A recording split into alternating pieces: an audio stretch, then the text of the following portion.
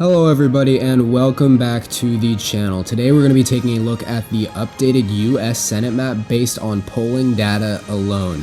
So what I've gone ahead and done is labeled all of the safe states for the Democratic Party and the safe states for the Republican Party, and the only states left in gray are all of the battleground states, which we will determine whether they are tilt, lean, like, or likely in favor of a particular party simply based on polling averages within the state.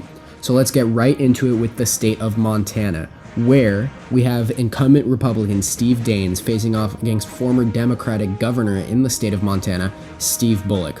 Steve Bullock ran in the 2020 presidential elections, but didn't muster up much more than 1% of support in any of the polls conducted throughout the Democratic primaries. So he has focused his attention on this Senate race in the state of Montana, and many people believe he has a realistic chance of unseating the Republican incumbent Steve Daines. As things stand right now in the polling averages, he is up +4 over Steve Daines, which is actually enough for a lean classification in the state of Montana. Now, does this mean that Steve Bullock is likely to win the state of Montana in their Senate race? Absolutely not. If I had to put any money down on this race right now, I would definitely side with the Republicans in the race. In fact, in my Senate election forecast, I would label the state of Montana not just based on polling as tilt in the favor of the Republicans. That is how I see the state of Montana. However, it is interesting to see that in the polling data, the Democrats have a +4 advantage over the Republicans.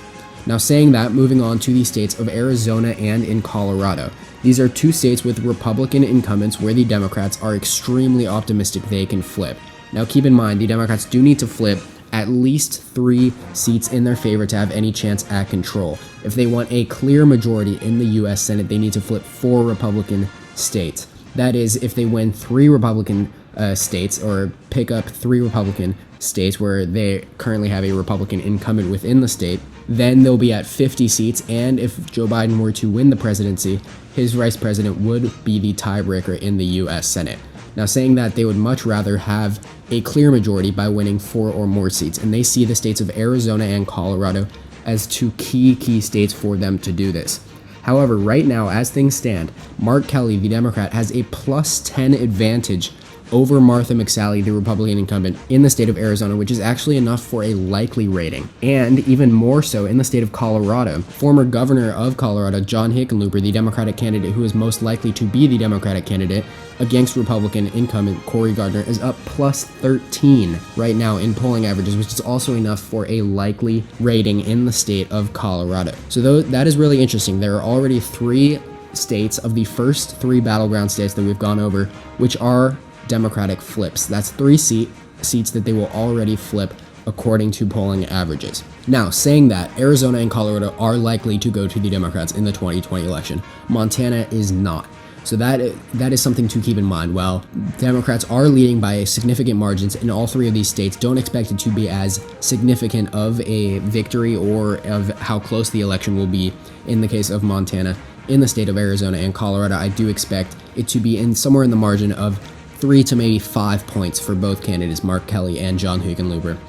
Although that could be seen as rather optimistic. In fact, I would actually rescind that argument and say maybe in the state of Arizona, I could see Mark Kelly winning by around 1 to 2 points, maybe 3 at the most, whereas in Colorado, maybe 2, 3, maybe 4 at the most over Cory Gardner. Now moving on to the state of Kansas, where Democrat Barbara Boiler is facing off against Republican former Secretary of State of the state of Kansas, Chris Kobach. Keeping in mind that Chris Kobach is an extremely unpopular political figure in the state of Kansas and nationwide, a lot of attention is being put on this race as a seat that the Democrats could possibly, and keyword possibly, flip. Now, the chances of that happening in a presidential election year in the state of Kansas, where Donald Trump is likely to win in the state by around 20-ish points, is very unlikely. And thus, right now, as things stand, actually, Chris Kobach holds a +1 advantage. I don't think the state of Kansas will be that close in their U.S. Senate race. I do think that Barbara Boiler coming within maybe 7, 8, maybe 6 or 5 points at the most would be impressive for her to do.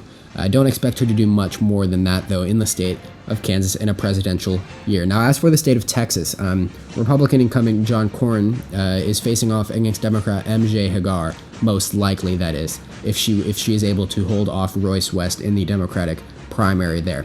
As things stand right now, John Cornyn has a plus 11 advantage in polling averages over MJ Hagar. That's a plus 11 advantage, whereas Donald Trump is currently polling at plus 2 in the state of Texas. Now, that's an interesting thing to note, because he's one of the few Republican candidates that are actually outperforming Donald Trump in states across the country, which could be simply off the back of Donald Trump's dwindling approval numbers and his nationwide dwindling polling numbers against Joe Biden. But it also could just point out to the strength of John Cornyn as a candidate in the state of Texas. And so as things stand right now, that is a likely state for the Republicans. As for the state of Alabama, as things stand right now, it will be most likely in the most likeliest scenario, the Republican candidate will be Tommy Tuberville. Obviously, he has to face off in the Republican primary against Jeff Sessions, but he will, in all likelihood, face off against Democratic incumbent Doug Jones, where he holds a plus 8 advantage, which is also enough for a likely classification in the state of Alabama.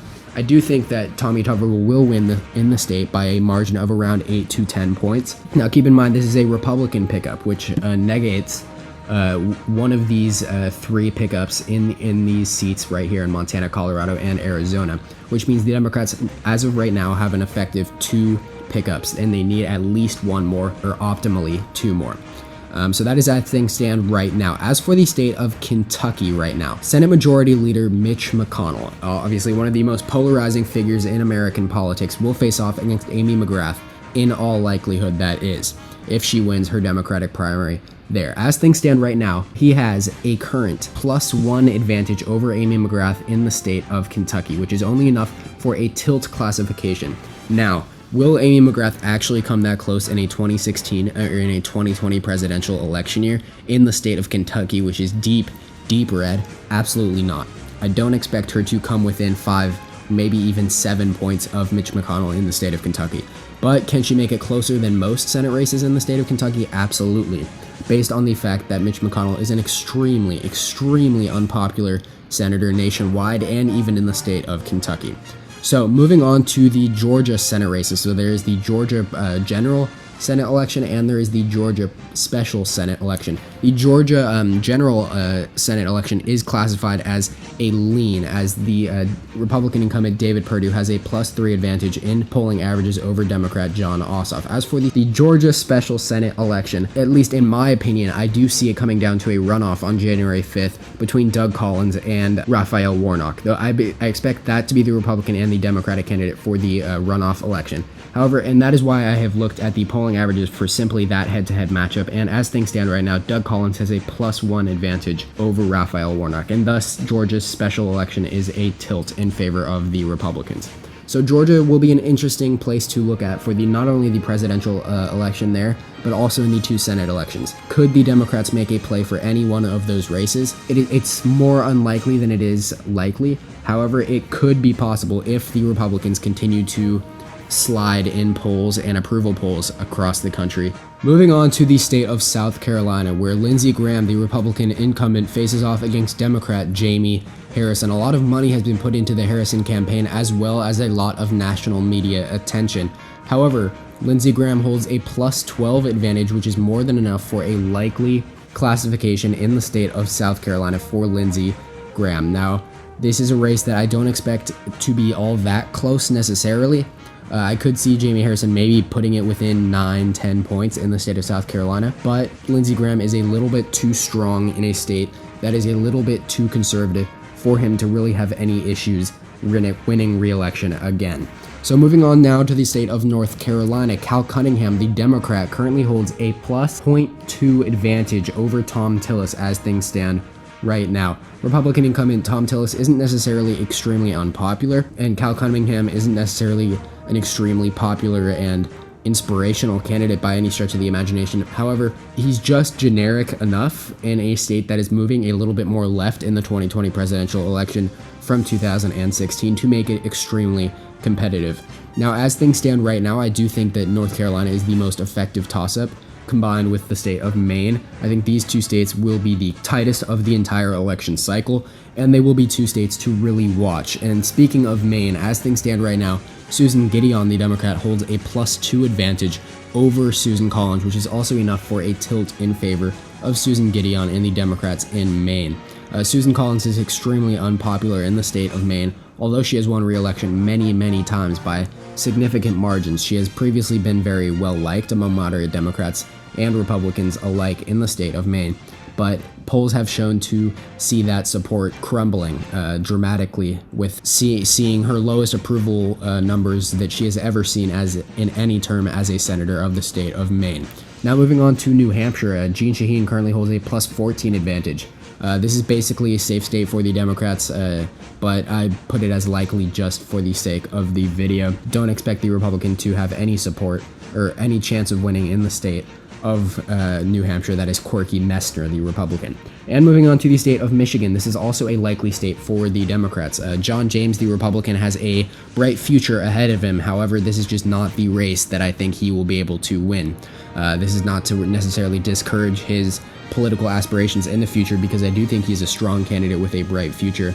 But Gary Peters is not necessarily unpopular in the state of Michigan, and in a presidential election year where Joe Biden is expected to do very well in the state of Michigan, he is at +9 as things stand right now. And the final state, in the state of Iowa, as things stand right now, the Republicans currently hold a +2 advantage. That is Joni Ernst, enough for a tilt advantage in the state of Iowa. A lot of people want to say that Teresa Greenfield has a significant chance of unseating Joni Ernst in the state of Iowa. I don't necessarily see that. In a presidential election year where Iowa is shown to have moved a little bit more conservative, do I think that Iowa will be closer in the presidential election and thus in the Senate election than it would have been in 2016 and was in 2016? Yes, of course I do. I do think that states across the entire country will be closer than they were in 2016, but I don't see Iowa necessarily flipping blue in the Senate election. But as you can see, this puts the Democrats at 51 seats to the Republicans' 49, a clear majority in the U.S. Senate. Thank you guys all so much for watching this video. This was just based on polls. I've seen a lot of comments sort of detesting the results in these videos that are simply just based on polling numbers. I don't quite understand why, but it is what it is. I guess that is your prerogative. Please make sure to comment more suggestions in the comment section down below. Like, subscribe, all of that. Thank you all so much for watching, and tune in next time.